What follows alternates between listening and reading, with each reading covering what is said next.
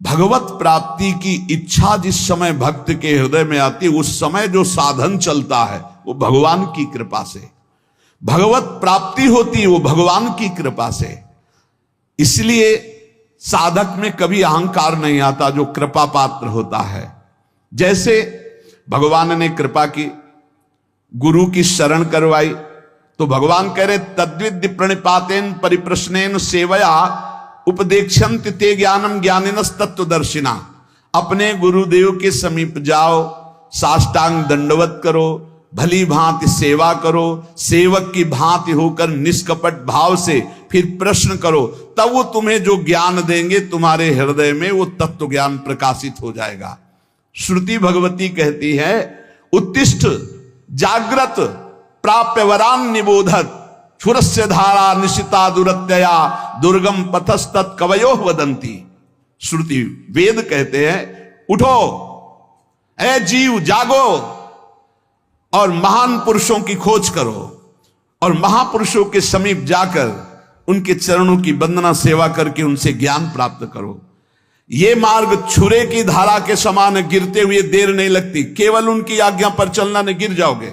छुरे की धारा बहुत पतला मार्ग, छुरस्य धारा निशिता दुरत्यया दुर्गम पथस्तत् कवयो वदंती। ये छुरे की धार के समान ये ज्ञान का मार्ग भगवत मार्ग है। जैसा ज्ञानी गुरुदेव कह रहे हैं ठीक वैसे ही मार्ग पे चलोगे, कभी गिरोगे नहीं। भगवत प्राप्ति में अपना पुरुषार्थ मानने के कारण अहंकार रूपी दोष आ जाता है और अहंकार दोष उत्पन्न होने के कारण कभी भी भगवत प्राप्ति नहीं होती। वो भीषण संकटों में फंसता चला जाता है, काम क्रोध लोभ मोह मद मत्सर अहंकार। जो साधक भगवत प्राप्ति के मार्ग में अपना बल रखता है भ्रष्ट हो जाएगा।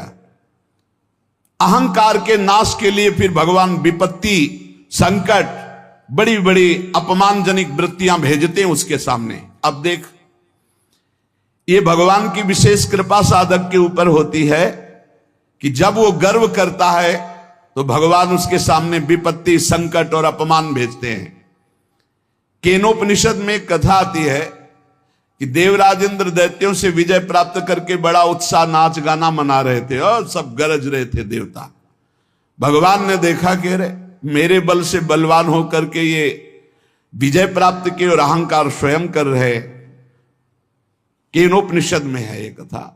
तो भगवान एक विशाल यक्ष के रूप में प्रकट होते हैं। ऐसे सभा में नृत्य गान हो रहा था, दूर से इतना विशाल आकर्षणकारी रूप। देवराज इंद्र ने कहा कौन सभा में जाके परिचय लाएगा, ये कौन बहुत दूर बलवान खड़ा है। भगवान अग्निदेव सामने गए और कहा मैं परिचय लेके आता हूं। सामने गए, कहा तुम यक्ष कौन हो, ऐसा यक्ष तो हमने कभी नहीं देखा। तो उनका पहले परिचय बताओ, तो तुम परिचय जानने आए हो हमारा, तुम कौन हो। तो उनका मेरा परिचय तुम जानते ही होगे, मुझे अग्नि देवता कहते हैं, मैं अपार बलशाली हूं। अच्छा क्या कर सकते हो तुम? पूरे त्रिभुवन को सूखे उपले की तरह भस्म कर सकता हूं। अच्छा ऐसा, एक तिनका डाला और कहा भस्म करके दिखाओ। पूरी ताकत लगा दी, दाहिका शक्ति भगवान ने खींच ली तो अग्निदेव जला ही नहीं पाए। सर नीचा किया और चले गए। देवराज इंद्र ने पूछा कौन, बोले असमर्थ हूं मैं उनके परिचय को जानने का। भगवान वायुदेव, उन्होंने कहा भगवान मैं अभी गए, कौन हो तुम?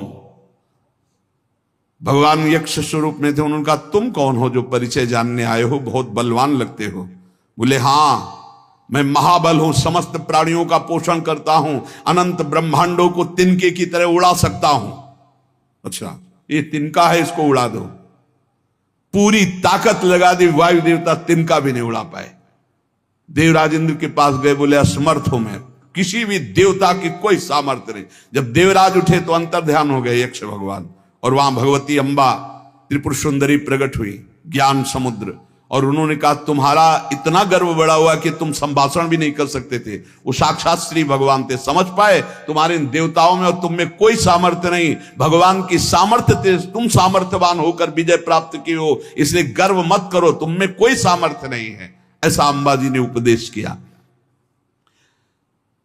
इसलिए साधक में जो परमार्थ की सामर्थ्य आती है वो भगवत प्रदत्त आती है। वो जो प्रयत्न आता है साधना में वो भगवान की कृपा से आता है। अगर अहंकार कर ले तो विघ्न पड़ जाएगा साधना में। और जब भगवान देखते हैं कि साधक को अहंकार हुआ तो उसकी पिटाई करवाते हैं। काम क्रोध लोभ मोह मद मत्सर को छूट दे देख, फिर वो पुकारता है हाथ त्राहिमाम प्रभु बचाओ, तो फिर भगवान आकर के उसे बचा लेते हैं। और जब उसको ये पता चल जाता मैं असमर्थ हूं तब सुंदर साधना दे देते हैं और चढ़ाई में चढ़ जाता है। इसलिए भगवान की शरण में रह करके भगवत बल से साधना भगवत प्राप्ति की हो रही, किंचन मात्र कोई साधक अभिमान न करे। भगवत कृपा से ही संत संग मिला, भगवत कृपा से साधना का मार्ग मिला, भगवत कृपा से साधना हो रही, भगवत कृपा से भगवत प्राप्ति हो जाएगी। आप थोड़ा भी अहंकार करके इधर उधर विचलित ना हो। भगवान का एक व्रत है, सकृदेव प्रपन्नाय तवास्मीति च याचते अभयम सर्वभूतेभ्यो ददामि तद व्रतम मम। एक बार जो मेरी शरण में आकर कह देता है हे नाथ मैं आपका हूं, मैं उसे स्वीकार कर लेता हूं और समस्त भूतों से अभय कर देता हूं, ये मेरा व्रत है, ये मेरा प्रण है। फिर ये मनुष्य भगवान की शरण में आकर अपना कल्याण क्यों नहीं चाहता जब भगवान ऐसा कह रहे। दया सागर भगवान जीवों पर इतनी अपार दया किए हुए हैं कि कोई उसकी सीमा नहीं है। वे क्या दया किए, क्या दे देते हैं। घंटों के ऑक्सीजन का पैसा लगाओ, देखो जब अस्पताल में ऑक्सीजन लगता है ना फिर घंटों का पैसा लगता है। यहां पूरा जीवन हो जा रहा है ऑक्सीजन लेते, कितनी फीस दे रहे हो भगवान को। आकाश वायु जल पृथ्वी, कितनी भगवान की अहेतुकी कृपा हम पर, दया ही दया है। भगवान ने तो सब कुछ किया, तुम्हें बना दिया, तुम्हारे शरीर को बनाया, सब तुम भगवान के लिए क्या कर रहे हो। भगवान असीम कृपा सब पर किए हैं। दया सागर का यदि हम ये कहें कि भगवान बड़े कृपालु बड़े दया सागर हैं तो हम आपको सही कह रहे हैं। उनकी महिमा के आगे निंदा करने के जैसे समान है, क्योंकि सागर की तो सीमा है, भगवान की दया की तो असीम है, असीम कृपा है। भगवान की दया की कोई सीमा नहीं। अच्छे अच्छे बड़े बड़े महाभागवत हुए, कोई भगवान की सीमा को नहीं पार पा पाया। आप कल्पना नहीं कर सकते भगवान की दया से क्या हो सकता है। कोई ऐसा उदाहरण नहीं है कि भगवान की हम दया को समझा सके।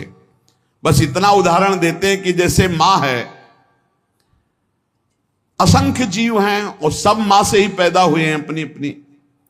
अगर असंख्य माताओं का प्यार मिलाया जाए तो जो अपने पुत्र के दया स्नेह में मां बावरी बनी रहती है एक वात्सल्य से, ऐसी अनंत माताओं का वात्सल्य जोड़ा जाए तो हमारे वात्सल्य समुद्र भगवान के एक बूंद के बराबर भी नहीं।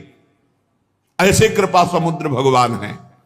ऐसी हालत में हम भगवान की दया की बात कैसे तुम्हें बतावे।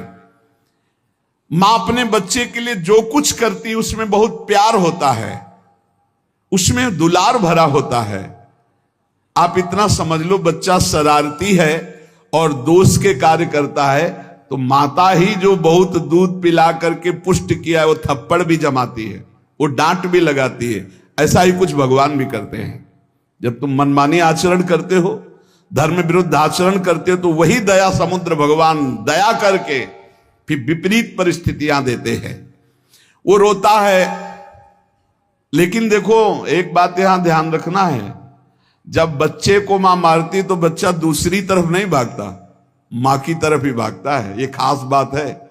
मां मार रही तो भी वो गोदी में उसी की चढ़ना चाहेगा, यही खास बात है। बच्चा किसी और का आश्रय नहीं ले सकता। ऐसे ही सकृदेव प्रपन्नाय तवास्मीति च याचते। कैसी भी परिस्थिति दुख की हो, भक्त को भगवान को ही पुकारना चाहिए। परिस्थिति तभी आती है जब अहंकार कोई न कोई, किसी तरह का अहंकार, तभी विपरीत परिस्थिति आती है। अगर कोई उससे कहे कि देखा ना मामा कहता था, पीटा ना तेरी माँ ने, अब तू कहां जाएगा, तो मामा ही कहेगा, मां की तरफ ही भागेगा। ऐसे ही हमें हरि हरि पुकारना है, हरि की तरफ ही चलना चाहिए जितनी विपत्ति आ जाए। इस बात पर बहुत ध्यान देना चाहिए। और जब वो मां पीट लेती है और बच्चा दौड़कर मां की तरफ जाता है तो हृदय से लगाती, आंसू पोंछती, कहती बहुत आज पीटा ना, देखो तू क्यों उपद्रव करता, मैं नहीं चाहती तुझे पीटना पर तू उपद्रव करता है, मुझे पीटना पड़ता। ऐसे हरि फिर दुलार करते हैं, ऐसे हरि आंसू पोंछते हैं किसी न किसी रूप में आकर के। भगवान स्वयं साधक को अध्यात्म की ऊंचाई पर चढ़ाने के लिए छोड़ देते हैं। चलो, जैसे अपने छोटे से बच्चे को जब मां चलना सिखाती है, पहले पकड़ के फिर छोड़ देती है, चलो। वो लड़खड़ाता है तो पकड़ लेती, पर वो चढ़ाती है। बच्चे को चलना भी वही सिखाती है और मालिश भी वही तेल की करती है, पैरों को पुष्ट भी वही कर, पूरा का पूरा कार्य भगवान कर रहे हैं। पकड़ के सत्संग में लाना, सिखाना, चलाना, अध्यात्म की ऊंचाई तक सब कुछ भगवान कर रहे हैं। जैसे वो मां बच्चे को ऐसे चलाती है, ऐसे श्री भगवान चला रहे हैं। मां का प्यार बच्चा भूल सकता है, लेकिन मां का प्यार सदैव बच्चे के प्रति बढ़ता जाता है। मां स्वार्थी भी हो सकती है क्योंकि माया जनित उसका प्यार है। भगवान का मायातीत प्यार है, वो हर स्थिति में बढ़ता रहता है। इसलिए इस रहस्य को जानने वाला पुरुष भगवान की दया और करुणा पर विश्वास करके अन्य आश्रय कभी नहीं लेता। एक वचन आता है कि राम सिंधु घन सज्जन धीरा, चंदन तरु हरि संत समीरा, मोरे मन प्रभुवश विश्वासा, राम ते अधिक राम कर दासा। भगवान समुद्र हैं तो संत मेघ हैं, भगवान चंदन है तो संत पवन है, वायु है। इसलिए मेरे मन में ऐसा विश्वास आता है कि भगवान से बढ़कर भगवान के भक्त जन हैं। समुद्र जल से परिपूर्ण है, परंतु वो जल किसी काम में नहीं आता, ना कोई उसे पीता है, ना वो खेती सींचने के काम में आता है। लेकिन जब बादल बनकर के बरसता है तो मोर, पपीहा, खेती, पूरे जगत को आनंद की लहर बरसाता है। इसी प्रकार परमात्मा सच्चिदानंद घन समुद्र है, लेकिन संत जन बादल बनकर के उसी समुद्र से, उसी आनंद से आनंद लेकर बरसाते हैं। तभी सबके हृदय में क्षमता, शांति, प्रेम, जितेंद्रियता, बुद्धिमत्ता ये सब बढ़ने लगती है। साधक रूपी मोर, पपीहा ये सब आनंदित हो उठते हैं जब संत रूपी मेघ गरजते और बरसते हैं। उनकी गर्जना, उनकी वर्षा आनंद सिंधु भगवान की वर्षा है। आनंद सिंधु समुद्र से आनंद लेकर वर्षा करना है। जैसे चंदन में सुगंध होती है, परंतु वायु स्पर्श न करे तो बगल के वृक्ष तक नहीं पहुंच सकती, और वायु स्पर्श करती तो दूर दूर के नीम बबूल भी चंदन की तरह सुगंधित हो जाते हैं। ऐसे ही संत जन, भक्त जन, भगवान है चंदन और ये है वायु। ये दूर दूर तक नीम बबूल जैसे स्वभाव वाले दुष्ट जन भी संत वाणी के द्वारा अपने जीवन का परिवर्तन करके महात्मा बन गए, संत बन गए। हिंसक, चोर, बेविचारी ये उनकी वाणी के प्रभाव से भगवदानंद का अनुभव करने वाले ब्रह्म ऋषि महात्मा बन गए। संतों की भगवान से ज्यादा बड़ी कृपा होती है। संतों में कभी द्वेष नहीं होता। उनका हृदय ऐसा होता है कि दूसरे को जरा भी दुख के समीप जाते हुए देखकर उनका हृदय कांप उठता है। क्यों जा, अच्छा उसको लग रहा है मैं बहुत अच्छे मार्ग में जा रहा हूं, उनको लग रहा है दुख में फंसने जा रहा है। इसलिए संतों की बात कभी कभी कड़वी लगती है।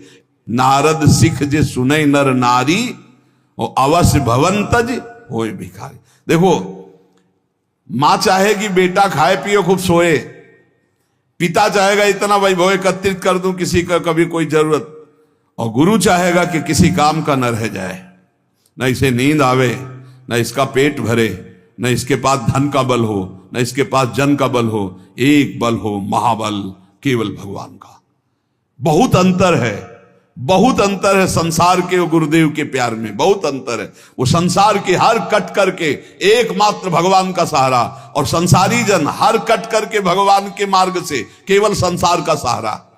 जमीन है, रुपया है, बैंक बैलेंस है, रिश्तेदार है, नातेदार है, खूब मौत से खाएगा, मौत से खाएगा नहीं, काल खाएगा।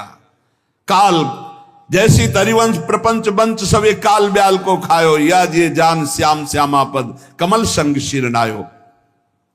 भगवान की दया में साधक में कायरता नहीं आ जाती, ध्यान रखना। अब सब भगवान की दया से हो जाएगा ऐसा नहीं, वो कायर नहीं होता, वो बहुत ही कार्य प्रवीण होता है। जो गुरुजनों ने सेवा, जो भजन, जो उसमें लगा है, पर भरोसा भगवान की कृपा का है कि भगवान की कृपा से नाम जप हो रहा है, भगवान की कृपा से वृंदावन वास हो रहा है, भगवत कृपा से संत समागम, भगवत कृपा से हमसे साधन भजन बन रहा है। कितनी भी बुराई क्यों न हो संत महापुरुष की, वो उसका कल्याण ही चाहेंगे। ये संतों का, कितनी भी बुराई क्यों न कर लो, तुम ही कर लो, वो कभी बदला लेने की इच्छा नहीं कर सकते। आप उनका अपमान भी कर दो, तुम्हारा हित ही करेंगे। वो तुम्हें दुर्गुण दुराचार से, माया से हटा करके भगवान में ही तन्मय करेंगे, तभी। ये ड्यूटी है। हरई शिष्य धन शोक न हरई, सो गुरु घोर नरक मा पर। तुम तो जहां जाओगे जाओगे, तुम्हारी जिम्मेवारी हुई, उनको भी जाना पड़ेगा। हरई शिष्य धन शोक न हरई, सो गुरु घोर नरक मा पर। गुरु शिष्य अंध बधिर कर लेखा, एक न सुनई एक ने। गुरु देख नहीं रहे कैसे चल रहा, और शिष्य सुन नहीं रहे कि गुरु कह क्या रहे। भगवान और भगवान के संत करुणा के भंडार है। हम संसार में गोते खा रहे हैं, वो अपने दर्शन से, स्पर्श से, चिंतन से, उपदेश से सबको माया प्रपंच से हटा हटा कर श्री भगवान में लगाते हैं। लोगों को पवित्र करने वाले जहां प्रकट होते हैं संत जन, वो भूमि पावन होती है, वो कुल पावन होता है, वो देश पावन होता है। जिसका चित्त अपार संबित सुख सागर परब्रह्म में लगा है, वो जहां बैठता है वहां पावनता का प्रचार प्रसार होता है। युधिष्ठिर जी महाराज विदुर जी से कहते हैं कि भवद्विधा भागवतास तीर्थ भूता स्वयं विभु, तीर्थी कुर्वन्ति तीर्थानि स्वांतास्थेन गदाभृत। हे स्वामी, हे विदुर जी, आप सरीखे भगवत भक्त महात्मा जो निरंतर भगवान के चिंतन में डूबे हैं, तीर्थ रूप होते हैं। पापियों के द्वारा स्पर्श करने से तीर्थ भी मलिन हो जाते हैं, और आप जैसे भगवत स्मरण करने वाले महात्मा जब तीर्थों में अवगाहन करते हैं तो तीर्थ निष्पाप हो जाते हैं। तीर्थी कुर्वन्ति तीर्थानि स्वांतास्थेन गदाभृता। तो ऐसे संतों का, ऐसे दयालु भगवत भक्तों का संग मिल जाए तो उनको गाली भी दे, उनका अहित भी करे, तो भी वो उसका कल्याण करके ही छोड़ेंगे। जैसे किसी का ऑपरेशन करना हो, अब हाथ पैर बांध दिए जाओ, खूब गाली दे तो डॉक्टर उससे थोड़ी परेशान होता है। अब वो तो चीरा लगा के छोड़ेगा, तुम चाहे गाली दो चाहे जितना चिल्को। ऐसे ही ममता मोह आसक्ति के फोड़ा हैं, इनका ऑपरेशन होना है, बहुत चीख मचती है, बहुत चीख मचती है। कितने तो मैं बंधन तोड़ा करके ऑपरेशन थिएटर से भाग जाते हैं, और अगर चैन से आप उनकी आज्ञा का पालन करो तो फोड़ा बैठ भी जाएगा, ऑपरेशन की जरूरत नहीं पड़ेगी। बड़े कृपालु हैं। लेकिन अगर आप उनकी आज्ञा का पालन नहीं करोगे, फोड़ा बढ़ जाएगा, फिर ऑपरेशन होगा। ये दुष्ट स्वभाव वाले जो लोग होते हैं, ये कुल्हाड़ी की तरह होते हैं, और जो संतजन होते हैं चंदन की तरह। तो कुल्हाड़ी काटती है तो कुल्हाड़ी को भी सुंदर वो सुगंध देते हैं। चंदन में जब कुल्हाड़ी, तो उसको भी शीतलता और सुगंध देते हैं। लेकिन वो चंदन कटने के बाद भी देवताओं के सिर पर चढ़ता है, और कुल्हाड़ को आग में रख के उसका मुंह घन से कुचला जाता है। अगर दुष्ट लोग दुष्टता करते तो संत जन अपना स्वभाव उन्हें प्रदान करते, तुम्हारा मंगल हो, तुम्हारे ऊपर भगवान की कृपा बरसे, तुम्हारी बुद्धि शुद्ध हो। संत सुरसरी के समान, गंगा जी के सुरतरु काम कल्प वृक्ष के समान हैं। अगर हम संतों का सेवन करें तो हमारी असत वासनाएं नष्ट होकर भगवान की प्राप्ति निश्चित करा दे। श्रद्धा प्रेम करने वालों का कल्याण होते देखा है, तो मुझे आपकी इस बात पर विश्वास नहीं हो रहा है कि संत समान भाव के होते हैं। जो संतों पर श्रद्धा और विश्वास करता है उसी का कल्याण होता है। और आप कहते हैं संत समान भाव से सबका कल्याण करते हैं। मुझे इस बात पर दोष दिखाई दे रहा है। प्रश्नकर्ता तो यहां उत्तर दे रहे हैं कि श्रद्धा और प्रेम की कमी के कारण यद्यपि संतों की सब पर बराबर कृपा होती है, पर जिसके श्रद्धा और विश्वास की कमी होती है तो वो दोष ही देख पाता है, संतों पर गुण दर्शन नहीं कर पाता। जैसे सूर्य बिना किसी पक्षपात के सबको समान प्रकाश देते हैं, पर दर्पण में प्रतिबिंब पड़ता है और सूर्यकांत शीशा में भी सूर्य का प्रकाश पड़ता है, तो दोनों में अंतर है। दर्पण में केवल एक चमक भर आएगी और सूर्यकांता शीशा में आग पैदा हो जाएगी। उसके ऊपर आप कागज कुछ रखो, आग पैदा कर देगा।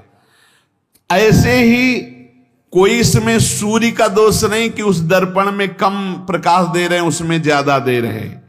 इसी प्रकार संत बराबर कृपा करते हैं, पर श्रद्धा और विश्वास जिसमें संतों के प्रति है वहां ज्यादा कृपा प्रकाशित हो जाती है, और जो कम श्रद्धा वाले होते हैं उनको कम लाभ मिलता है, और जो बिल्कुल श्रद्धा नहीं है तो उनको लाभ ही नहीं मिल पाता है।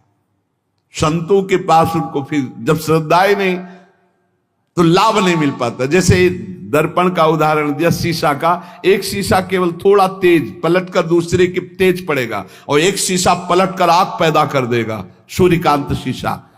सूर्य सबको स्वाभाविक प्रकाश देता है, पर उल्लू बिल्कुल प्रकाश का लाभ नहीं ले पाता है।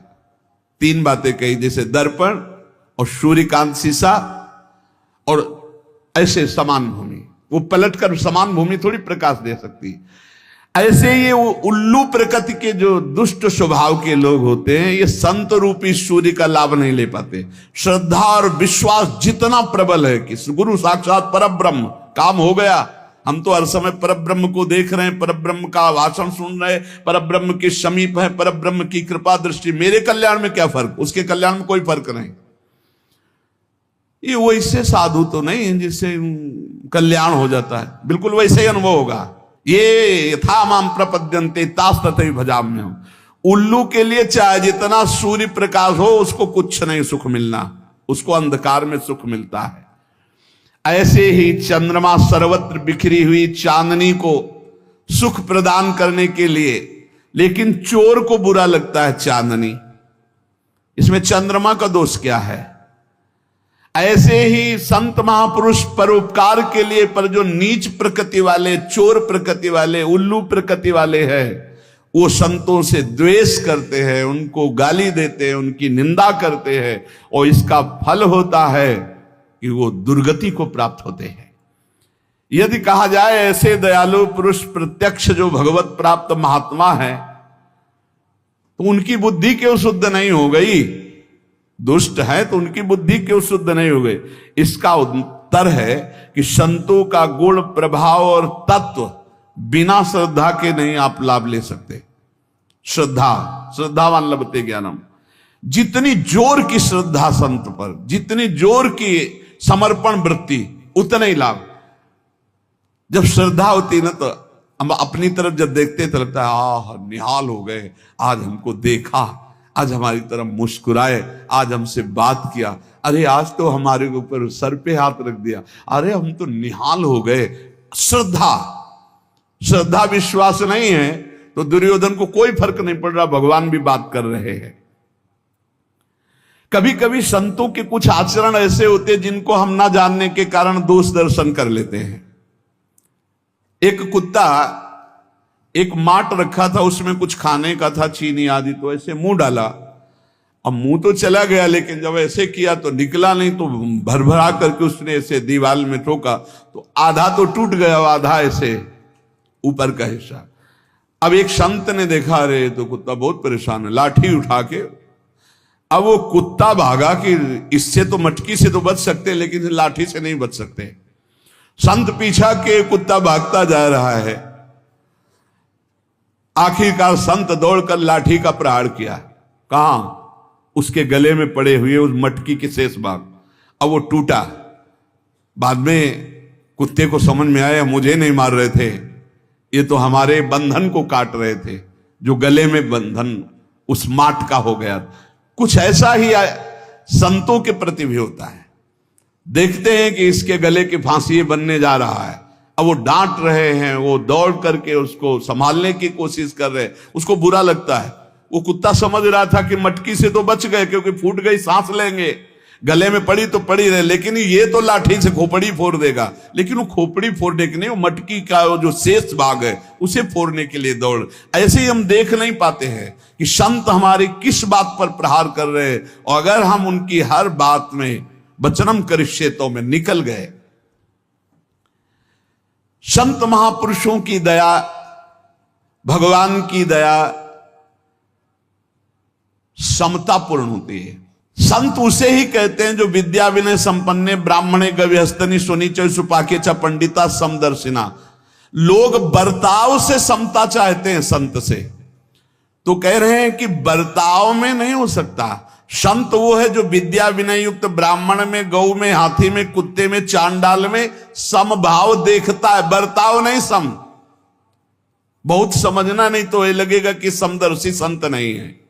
लोग कहते हैं कि संत तो सब में समान व्यवहार करते, समान व्यवहार हो ही नहीं सकता, समान दर्शन कह रहे हैं। विद्या विनय संपन्ने ब्राह्मणे गव्यस्तनी, गाय में और कुत्ता में समान भाव रखना है, व्यवहार का नहीं, दर्शन केवल, कि कुत्ते में भी भगवान है और गाय में भी भगवान है। व्यवहार अलग होगा, खाद्य व्यवहार स्वरूप आकृति गुण व्यवहार इनको देख के किया जाता है। समता सब में भगवान की है, सब में एक आत्म स्वरूप श्री भगवान है, संत जन ये देखते हैं।